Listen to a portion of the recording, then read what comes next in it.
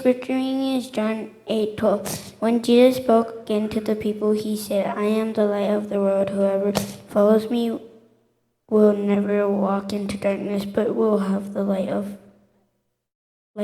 life. John 8:12.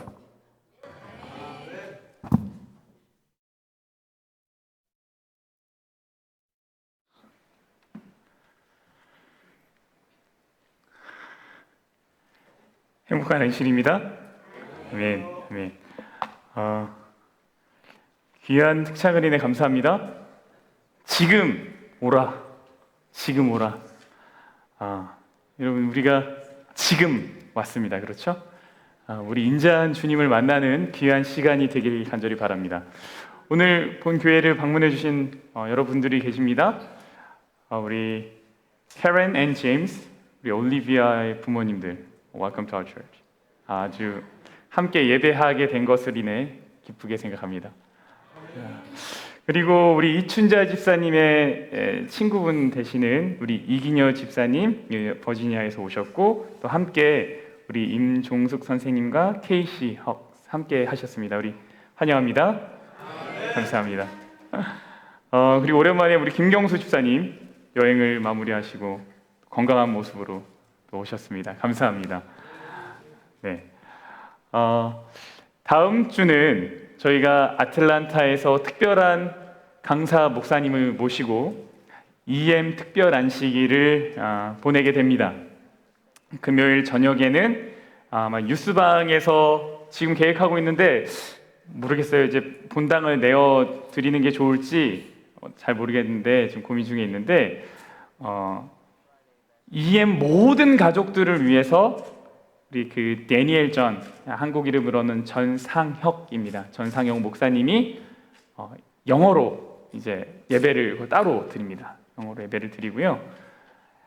우리 한국말을 위한 예배는 또 따로 진행이 됩니다. 그래서 내일 저녁은 예배가 두 군데서 동시에 진행이 됩니다. 근데 제가 부탁드리기는 조금이라도 영어가 그래도 들리시는 분들은 우리 강사 목사님의 특별한 말씀을 위해서 거기서 함께 예배를 드려주시기를 제가 부탁드립니다. 저는 한 분이랑 예배 드려도 됩니다. 다 가셔도 됩니다. 네. 그렇게 하면 좀 좋을 것 같다는 생각이 들고요. 안식일 오전에는 우리 목사님이 영어도 하시고 한국말도 하시거든요. 그래서 이 영어로 설교를 하시고 본인이 이제 한국말로 통역을 합니다. 그래서 통역을 준비하겠습니다 했는데 목사님이 그게 더 편하시대요. 본인이 영어로 하고 한국말로 하는 게 좀 더 편하시다 그래서 목사님이 이제 안식일 아침에는 그렇게 하고요. 안식일 오후에는 한국말로 성경 연구 방법에 대해서 목사님이 따로 또 특별한 강의를 해주십니다. 네, 목사님이 죄송합니다. 목사님이요 지금 책을 쓰고 계신 것 같아요.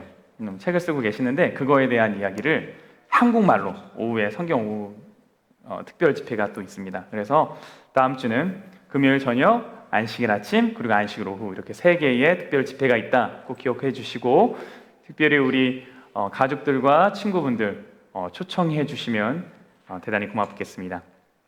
그래서 말씀의 은혜를 누리는 그런 기쁨이 있기를 바랍니다. 우리 지난주 말씀을 잠깐 정리합니다. 우리 박영규 목사님께서 말씀을 주셨어요. 죽는 것이 뭐예요? 사는 것이다. 그랬죠? 인생이라는 것이 큰 틀에서 볼 때 먹고 더 사는 것이 아니라 인생은 결국 먹다가 뭐예요? 죽는다. 제가 이 얘기를 듣고 먹다 죽으면 안 되겠다. 먹다가 죽으면 안 되겠다. 이런 생각을 좀 했어요. 네. 우리가 어떻게 죽지 않고 살 것인가? 우리의 자아가 죽을 때 비로소 우리가 생명을 누리고 그것을 나누게 된다. 이런 말씀을 주셨습니다. 이제 오늘 우리가 요한복음 8장에 있는 빛이 되신 예수님에 대한 이야기를 좀 나눌 텐데요. 말씀을 나누기 전에 잠깐 기도하겠습니다. 하나님, 우리에게 말씀을 깨닫는 지혜와 말씀 속에서 살아갈 힘을 허락하여 주시옵소서. 예수님 이름으로 기도합니다. 네. 혹시 제가 클리커를 받을 수 있겠습니까? 제가 깜빡하고 또 안 챙겨왔습니다. 죄송합니다. 제가 이렇게 집사님들이 안 계시면 뭐를 할 수가 없습니다.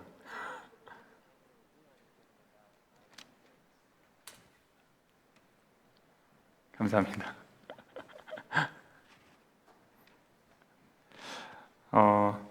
요한복음 8장 12절에 있는 말씀을 함께 다 같이 읽겠습니다. 시작.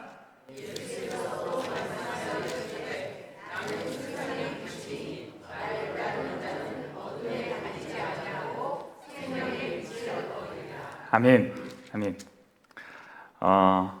오늘의 이 말씀을 이해하기 위해서는 두 가지의 배경을 먼저 이해할 필요가 있습니다. 이 이야기를 언제 하셨냐면 예수님이 축제의 날 기간, 초막절 기간에 하셨습니다. 초막절에 하는 큰 행사가 두 가지가 있는데 하나는 물을 뿌리는 행사고요. 물을 쏟아붓는 행사고 하나는 빛을 다는 행사예요. 근데 물에 대한 행사를 하셨을 때 예수님이 뭐라 그러셨냐면 나는 생수다. 누구든지 내게 와서 마시면 목마르지 않겠다. 이 말씀을 하셨어요. 오늘은 무슨 얘기를 하셨냐면 나는 세상의 빛이다 라는 이야기를 했습니다. 저녁 제사 후에요. 이 초막절입니다. 저녁 제사 후에 사람들이 등불을 켜고 4개의 큰 기둥에 이 등불을 답니다. 그리고 레위인들은 이것에 맞춰서 나팔을 불고 찬양을 합니다. 그럼 사람들이 기뻐서 춤을 추고 즐거워합니다. 이 밤에 이 빛이, 여러분 이게 지금 하늘이 어두워서 굉장히 약간 무서운 느낌이 약간 들 수도 있는데 한번 생각해 보세요. 밤에 깜깜할 때 횃불이 등불이 이제 막 위에서 타고 있어요. 그 즐거운 찬양이 막 흘러나와요. 아름다울까요? 네, 이런 느낌이죠. 이런 느낌이죠. 근데 이런 배경 속에서 사람들이 그 등불을 보고요, 너무 좋다 하고 있을 때 예수님이 그 초막절 때 무슨 얘기를 하셨냐면 나는 세상의 빛이다. 나는 세상의 빛이다. 너희들이 바라보고 있는 저 빛이 진짜 빛이 아니라 내가 세상의 빛이다 라는 말씀을 하신 거예요. 이게 첫 번째 오늘의 말씀을 이해하기 위한 배경이고요. 두 번째 배경은 뭐냐면 이 요한복음 8장의 전반부에 있는 이야기와 우리가 연결해서 좀 생각해 볼 필요가 있어요. 이 요한복음 8장 첫 번째의 이야기는 뭐였냐면 간음하다가 잡힌 여인의 이야기였습니다. 여러분 그 말씀을 한 3주 전인가 4주 전에 나누었는데 혹시 기억나십니까? 네, 간음하다 잡힌 여인. 초막절은 축제이고요. 축제 때는 늘 사건 사고가 많습니다. 그날에도 이 사건이 있었어요. 간음하다가 잡혀온 여인이 있었던 거죠. 여러분 이 여인에게 있어서 그녀가 이제 막 잡혀왔던 그 순간은 이 여인에게 어둠의 시간이었을까요? 빛의 시간이었을까요? 어둠의 시간이었죠. 그런데 그녀의 삶에 뭐가 비친 거예요? 빛이 비추인 거예요. 저주와 절망 속에서 그녀가 건져진 거예요. 그때 예수님이 말씀하신 게 뭐냐면 나는 세상의 빛이다. 나는 세상의 빛이다. 그래서 이 두 가지의 배경을 가지고 오늘의 말씀을 볼 때 좀 잘 이해할 수 있겠습니다. 여러분 나는 세상의 빛이다. 이것은요 설명이 아니고 뭐와 같은 거냐면 선언입니다. 선언. 나는 무엇이다. 이거를 헬라 말로 에고에이미 이렇게 얘기하거든요. 에고에이미. 우리 한번 따라해 볼까요? 에고에이미. 예, 나는 무엇이다 이런 거예요. 나는 생수다. 나는 생명의 떡이다. 나는 참 포도나무다. 이게 다 에고에이미입니다. 예수님의 선언이에요. 나는 세상의 뭐라고요? 빛이다. 여러분은 이 이야기가 어떻게 들리십니까? 나는 세상의 빛이다. 예수님이 지금 선언하셨어요. 이 이야기가 여러분께는 어떻게 들리나요? 어떤 사람에게는 이 이야기가 꼭 필요한 이야기, 아주 감동적인 이야기일 거예요. 누구에게 그랬을까요? 맞아요. 내가 지금 어둠에 있다고 생각하는 사람한테는 이 이야기가 꼭 필요한 이야기예요. 굉장히 솔깃하고 흥미가 있는 이야기예요. 당시 사람들에게 죄인으로 취급받던 세리와 창기한테는 이 이야기가 너무 듣고 싶었던 이야기겠죠. 또 누구한테요? 가늠하다 잡혀온 이 여인에게도 나는 세상의 빛이다라는 이야기가 너무 마음에 와 닿은 이야기였을 겁니다. 근데 이제는 조금은 좀 일반적인 이야기를 좀 해보려고 합니다. 누구나 이해할 수 있는 언어로 오늘의 이야기를 좀 해보려고 합니다. 여러분, 어둠 속에 산다는 말이 무슨 의미일까요? 빛 안에 산다라는 것은 무슨 의미일까요? 여러분은 빛 안에 살고 있습니까? 아니면 어둠 안에 살고 있습니까? 빛 안에 사는 게 뭔데요? 예수님 안에 사는 거예요? 그것을 조금 더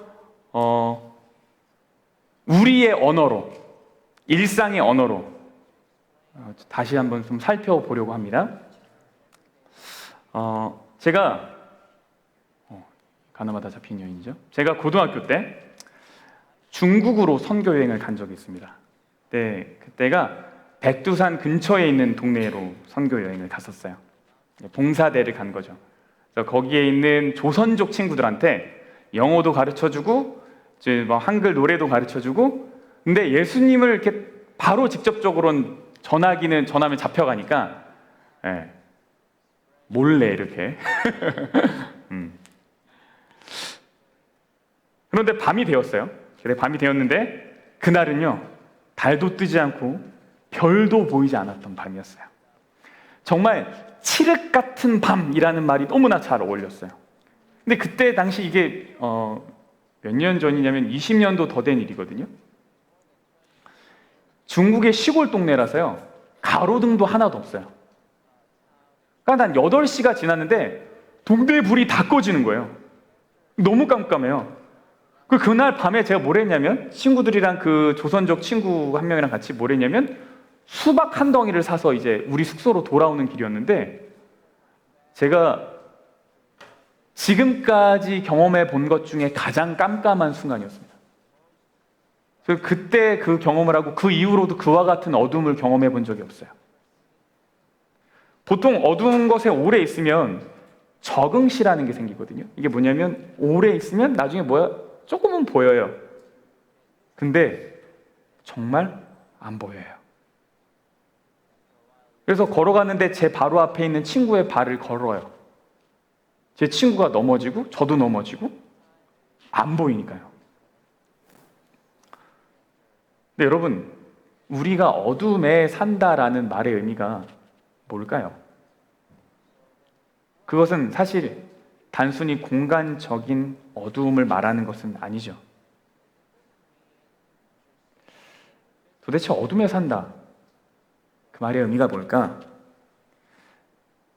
이제 우리가 다루려고 하는 이야기를 종합해서 결론부터 먼저 말씀드리면, 내가 어두움에 산다, 사람이 어두움에 산다라는 말은 의미는 내가 왜 사는지, 어디서 왔는지, 어디로 가는지 그 뜻을 모르고 산다라는 의미입니다.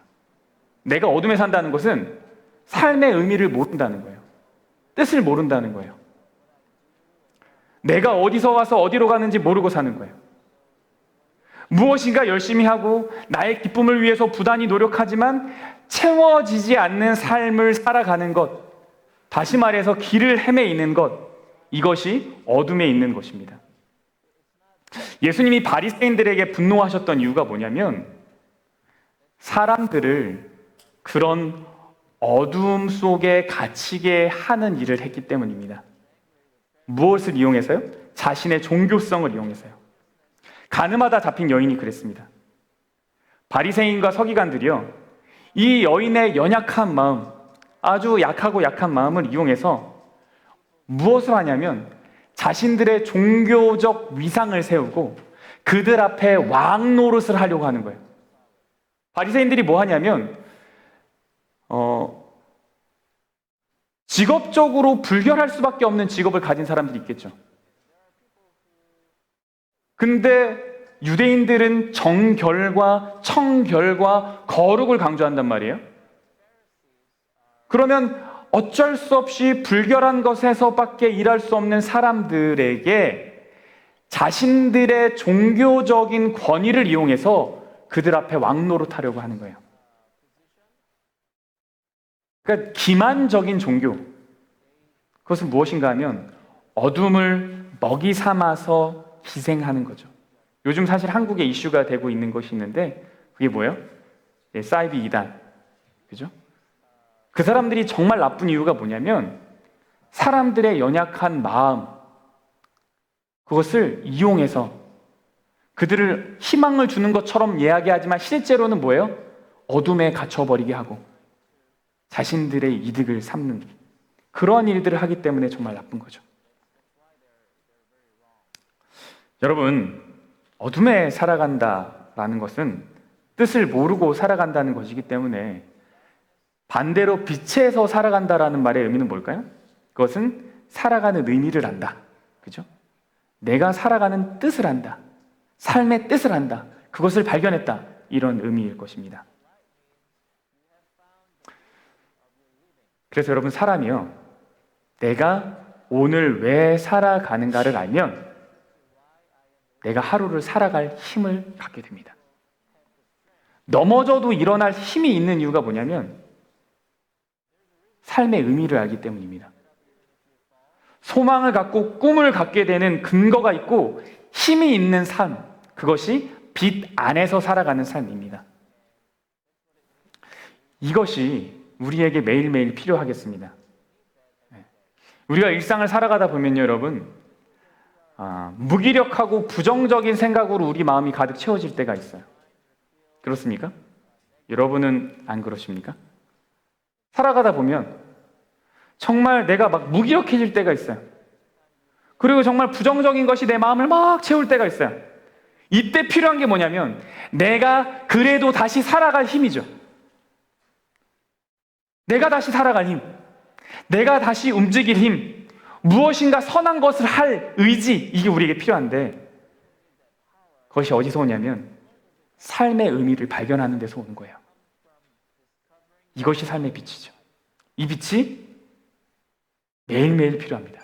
특별히 누구한테 필요하냐면 무기력한 삶을 살아가고 있는 사람한테 삶의 의미가 필요해요. 여러분, 말씀을 준비를 제가 이렇게 하는데 제가 진짜 어느 날은요, 읽어도 무슨 말인지 모르겠을 때가 있어요. 하얀 거는 종이고 까만 거는 글자. 그래서 좀 잘 보고 싶어서 뭐예요? 색연필로 막 동그라미도 치고 막 하는데 그래도 이거를 어떻게 전해야 될지 모르겠는 거예요. 그래서 막 주석도 찾아보고 다른 책도 읽고 근데도 마음에 닿는 것이 없어요. 그러면요, 정말 힘이 다 빠져요. 쭉 빠져요. 안식일은 다가오죠. 제가 보통 늦어도 수요일까지는 결심 찬양이랑 성경절이랑 주제랑을 좀 보내드려야 됩니다. 집사님들께. 그래야지 집사님들이 찬양 준비도 하시고 주보도 만드세요. 수요일이 됐는데 모르겠는 거예요. 그러면 정말로 힘이 다 빠져요. 그럴 때 저를 다시 일어나게 하고 움직이게 하는 것이 뭘까요? 그게 뭐냐면 내가 그래도 말씀을 전해야 되는 이유, 그 의미를 알 때 다시 용기 내서 시작할 수 있어요. 그러니까 어쩔 때는 그래도 내가 목사니까 이거 안 하면 내가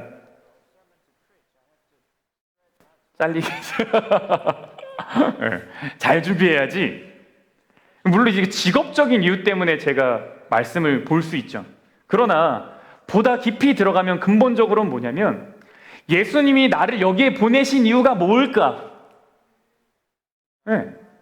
왜 내가 지금 이곳에 있을까? 왜 하나님은 나를 부르셨을까? 거기에 제가 감사하고 거기에 반응하고자 할 때 다시 뭐라 하냐면 말씀을 볼 힘이 생겨요. 그 사명과 소명이 내 안에 있을 때 움직일 힘이 생긴다고요. 이게 내가 빛을 발견한 순간이에요. 제가 특별히 전임 목사님 박진영 목사님을 참 좋아하고 존경하는 것 중에 하나는 이분은 정말로 말씀을 전하는 일에 있어서는 정말 사명감으로 이게 확 사로잡히신 분 같아요. 네. 그분께서 후임 목사들에게 존경을 받는 이유가 또 거기에 있습니다. 여러분, 우리 집사님들이 흔히 하는 얘기 중에 밥 중에 제일 맛있는 밥이 뭐예요, 집사님? 남이 해준 밥. 남이 해준 밥. 밥 중에 제일 맛있는 밥은 남이 해준 밥. 집사님 밥하기 힘들고 귀찮을 때 있죠? 매일이 그래요. 삼시세끼.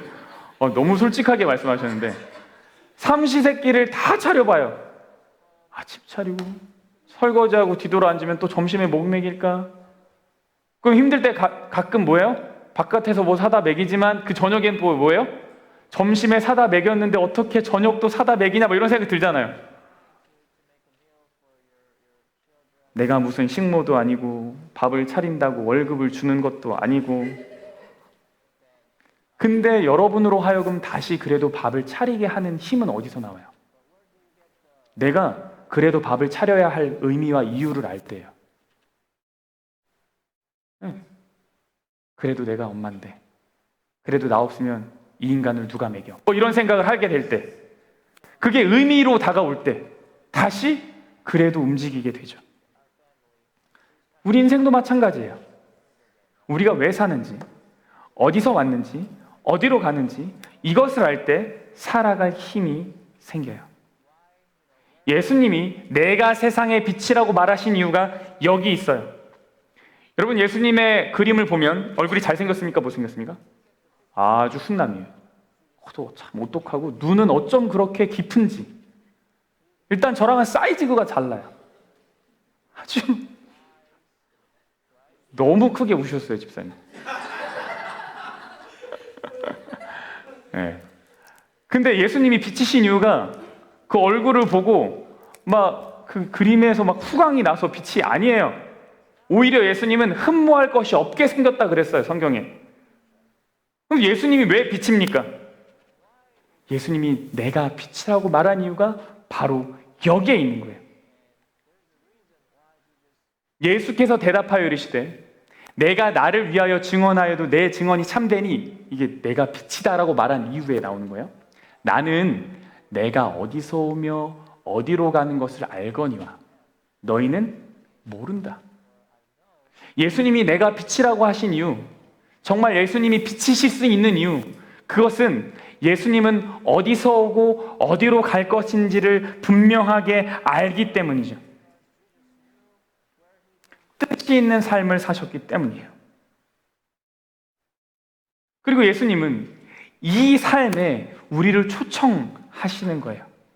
우리가 예수님을 알면 예수님은 우리를 그분의 삶으로 초청하시거든요.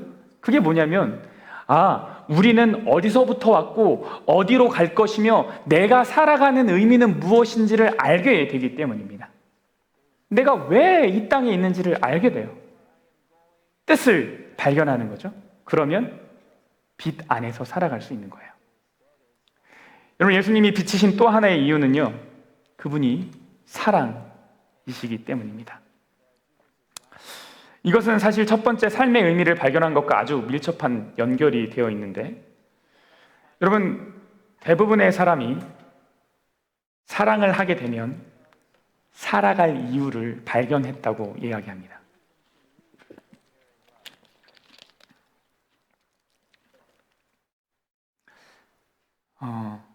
사랑을 하면 살아갈 힘이 생기는 거죠.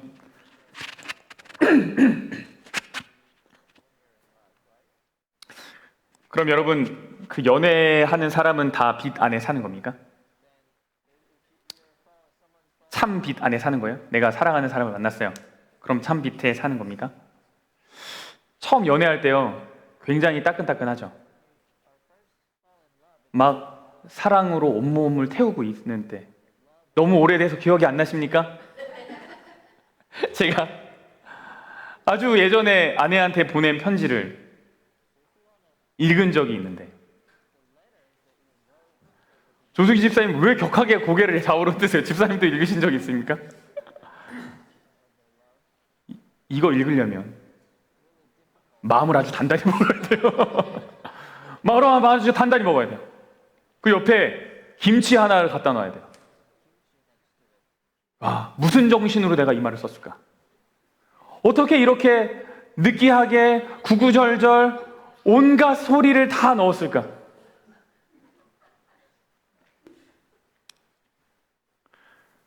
이 사람이 빛 안에 사는 겁니까? 우리가 사랑을 할 때 내가 빛을 발견했다고 생각해요. 그런데 그 빛이 영원하지 않죠. 왜요? 얼마 안 있어서 내가 속았어. 내가 속았네. 네.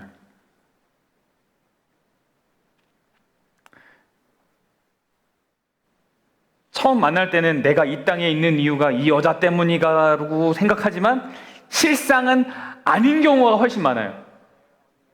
이 여자 때문에 내가 있구나가 아니라 하나님이 이 여자를 왜 보내셨습니까? 막 이렇게 되잖아요. 그 사랑이 있을 때 삶의 빛이 생기는데 인간의 사랑은 사실 참 빛을 주기가 어려운 거죠. 왜냐하면 인간의 사랑이 부족하고 그릇되기 때문입니다. 너무 감정에 치우쳐져 있는 때가 많기 때문입니다.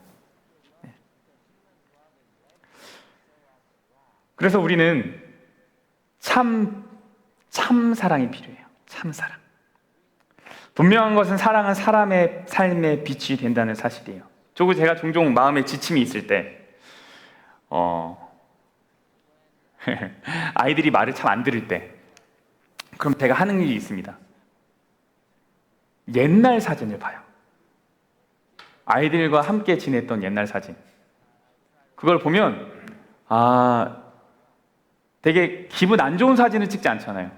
아주 아름다운 사진, 기분 좋은 사진을 찍으니까 사진을 보면 어떤 생각이 드냐면 다시 마음에 용기가 생겨요. 그래도 이 녀석들 참 예뻤지. 그리고 그걸 보고 그 다음에 애들을 봐요. 그래야지 잔소리를 좀 덜 하게 되더라고요. 사랑은 살아갈 의미와 이유를 줍니다. 삶의 힘이 돼요. 여러분, 연평도 사건을 아십니까? 연평도 사건? 2010년 11월 23일 오후 2시 30분경에 이 연평도에 느닷없이 폭탄이 떨어집니다. 북한이 170발의 폭탄을 쐈는데, 포를 발사했는데 그 중에 60발이 이 연평도에 떨어졌어요. 순식간에 화염이 치솟고 면사무소, 파출소를 비롯해서 민가 몇 채가 불타올랐습니다. 화약 냄새와 연기가 섬 전체를 뒤덮었고요. 마을은 말 그대로 아수라장이 되었어요. 평소처럼 생업에 열중하던 사람들은 다 대피를 했고요. 수업을 받던 학생들도 정말 겨우겨우 몸을 피해가지고 목숨을 건졌습니다. 근데 그 가운데 그러지 못한 사람도 있었어요. 해병대 2명, 민간인 2명은 결국 죽었습니다. 그리고 19명이 부상을 당했어요. 아주 처참하죠. 이 일이 있고 한 2달 뒤에요. 한 방송사가 다큐멘터리를 촬영하기 위해서, 이 다큐3일이라는 다큐멘터리가 있는데, 이 다큐멘터리를 촬영하기 위해서 이 연평도를 방문을 했습니다. 근데 갔더니 여전히 이 상태 그대로 있는 거예요. 집과 도로는 파괴되고 도로는 구멍이 나 있습니다. 사람들은요, 그때의 충격이 너무 커서 수면제를 먹어야 겨우 잠들 수 있는 상황이었어요. 근데 그러던 중에 PD가 한 명이 할머니 한 분을 인터뷰를 하게 됩니다. 근데 이 할머니는 이 사건이 있어서 김포로 잠시 몸을 피했다가 다시 이제 막 연평도로 돌아오신 할머니였어요. 일주일 정도 되었는데 오자마자 이 할머니가 하신 건 뭐냐면 바다에 굴을 캐러 가는 거예요. 굴을 캐러 간 거예요. 이 할머니 평소에 이 굴을 캐시면서 자식들 공부시키고 다 그렇게 키운 거예요. 그래서 이제는 굴을 더 이상 캘 필요가 없어요. 근데 할머니가 이 난리통에 정말로 처참한 상황 속에서 뭘 하러 가냐면 굴을 캐러 갔어요. 왜 굴을 캐세요? 물어봤더니 할머니가 이렇게 말하는 거예요. 육지에 있는 자식들한테 보내주려고. 이 녀석들이 이거 먹는 거가 아주 좋아하거든. 내가 그 모습 보고 싶어서 이거 캐러 나왔어. 이렇게 얘기를 했어요. 연평도 우체국에는 육지에 있는 가족들에게 이것저것 보낸다고 온 마을 사람들이 다 모여 있었다고 합니다. 이 난리통이에요. 할머니가 이렇게 얘기해요. 추워도 손 호호 불고 동동 구르면서 하는 거야. 이거 먹고 싶어하는 자식 생각해서 받아서 맛있게 먹는 모습 생각하면 하나라도 더 캐고 싶지. 그 모습을 보던 PD가 이렇게 기록을 남겼어요. 나는 그 모습을 보며 생각했다. 아, 이런 시련과 고난에도 삶은 이어지는구나. 그리고 그 힘은 내가 사랑하는 사람들의 웃는 얼굴을 한 번 더 보고 싶은 마음에서 나오는구나. 그렇게 삶은 계속 되는구나. 여러분, 내가 사랑하고 있다면, 그리고 우리가 사랑받고 있다면 그것은 여러분의 삶에 빛이 비추인 겁니다. 사랑은 삶의 빛이 되고 살아갈 이유와 용기와 힘을 얻게 합니다. 이것이 예수님이 빛이신 두 번째 이유입니다. 예수님은 바리새인들과의 논쟁 속에서 자신이 빛이라고 말한 이유, 내가 참이라고 말한 이유를 증명하는데 그때 이렇게 말씀을 하세요. 내가 빛이라고 말한 이유가 참되니 그 이유는 내가 혼자 있는 것이 아니라 나를 보내신 이가 나와 함께 있다. 내가 혼자 있는 것이 아니라 나를 보내신 이가 함께 계시기 때문이다. 그래서 내가 말한 것이 참이다. 그래서 내가 빛이다. 이렇게 말하시는 거예요. 예수님과 하나님과의 관계는 이 세상에서 가장 아름다운 관계, 사랑의 관계예요. 그것은 두 분들은 서로 상의하고 존중하고 사랑하는 관계예요. 근본 본체이셨지만 셋이지만 하나라고밖에 말할 수 없는 사랑의 관계예요. 헤어진다는 것은 곧 죽음을 떠오르게 하는 관계예요. 이 땅의 모든 참 사랑의 관계는 예수님과 하나님의 그 관계에서 나온 거예요. 예수님은 하나님과의 관계가 분명했기 때문에, 그분이 사랑이셨기 때문에 내가 빛이라고 말씀하실 수 있었어요. 이 관계 안에 우리를 다 초대하고 싶으신 거예요. 요한복음 17장에 이렇게 말씀하세요. 예수님이 돌아가시기 전에 마지막에 한 기도, 제자들을 위해서 한 아주 긴 기도 중에 하나인데 이렇게 말씀하세요. 곧 내가 그들 안에 있고 아버지께서 내 안에 계시어 그들로 온전함을 이루어 하나가 되게 하려 함은 아버지께서 나를 보내신 것과 또 나를 사랑하심 같이 그들도 사랑하신 것을 세상으로 알게 하려 함이로소이다. 이 사랑의 관계를 저 사람들도 안다면, 내가 받은 사랑을 저 백성들도 안다면, 그 사랑을 느낀다면, 누린다면, 관계를 갖는다면 저들도 삶의 의미를 알고 빛 가운데 살 수 있을 텐데, 그래서 예수님이 말씀하신 거예요. 내가 세상의 빛이다 라고 말씀하신 겁니다. 여러분, 당시 유대인들 사회에서요, 증언을 하기 위해서는, 증언이 효력이 있기 위해서는 적어도 증인이 몇 명 이상 있었어야 되냐면 2명 이상 있었어야 됩니다. 근데 예수님이 여기서 되게 웃긴 이야기를 하는데 뭐라 그러냐면, 내가 말한 것이 참인 이유가 일단 내가 말했고 하나님도 말해서, 뭐 이렇게 얘기해요. 그러니까 네 말을 어떻게 믿어? 야, 너희들의 율법에 증인이 2명 이상 있으면 된다 그랬잖아. 첫 번째 증인 나, 두 번째 증인 하나님, 그러니까 참이야, 이렇게 얘기한 거예요. 그러니까 얼마나 이게 말이야 방구야 뭐 이런 소리 할 만한 얘기잖아요. 참 말도 안 되는 억지 논리 같아 보여요. 그럼에도 불구하고 예수님이 그렇게 말씀하실 수 있었던 이유는, 그것이 참인 이유는 예수님은 하나님으로부터 보냄을 받았기 때문에 자신이 어디로부터 와서 어디로 가는지 분명한 사명을 알고 계셨고, 그러한 깨달음을 우리에게 주기를 원하셨으며 하나님과의 참 사랑의 관계에 우리를 초청하셨기 때문입니다. 여러분은 빛 가운데서 살아가고 있습니까? 여러분은 여러분의 삶의 의미가 있어요? 그 뜻 발견하셨습니까? 그래서 아무리 힘들고 어려워도 다시 일어날 힘이 있으십니까?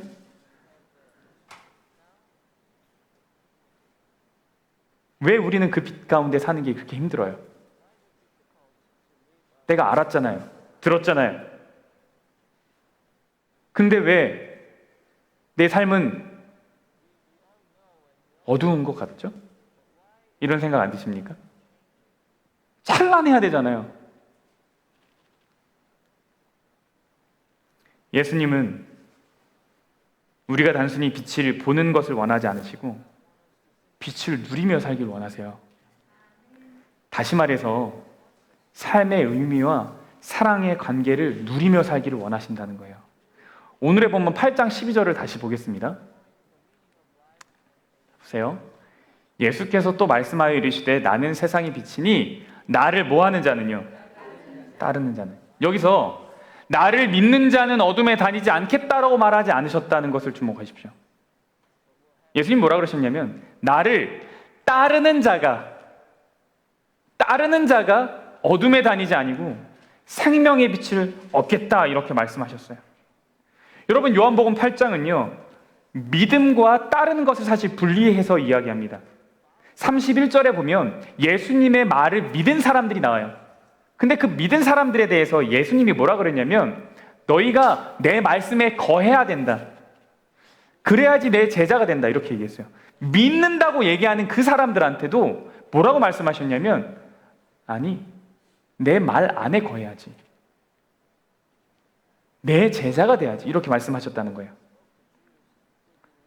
왜 이렇게 말씀하셨냐면 기독교의 신앙은 단순히 깨달은 것이 아니라 그 깨달음이 뭐와 연결되어 있어야 돼요? 삶과 연결되어 있어야 되기 때문이에요. 그래서 아주 어린아이라도요 잘 들으세요. 은성이도 예건이도 예수님의 빛 가운데 살 수 있어요. 예수님의 빛 가운데 살 수 있어요. 여러분이 받은 하나님의 사랑의 이야기를 여러분의 삶 가운데 품고 아 나도 그렇게 살아가야지 그 빛 따라가야지 하면 여러분도 빛 안에 사는 거예요.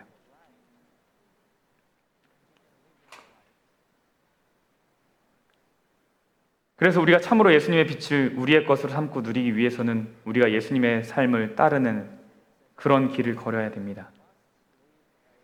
여러분 예수님 사랑 그래서 잔뜩 듣고 나서요 정말 예수님의 사랑 이야기를 잔뜩 들었어요. 은혜를 잔뜩 받았어요. 그랬는데 이전의 삶의 모습으로 살아가면요 여러분 분명히 느끼십니다. 그 사랑이 흐려져요. 그 사랑이 흐려져요. 그러면 삶의 의미도 흐려져요. 예수님의 사랑이 흐려졌기 때문에 내 삶의 의미도 흐려져요. 그러면 어느 순간 다시 나는 어둠에 있구나라고 생각하게 돼요.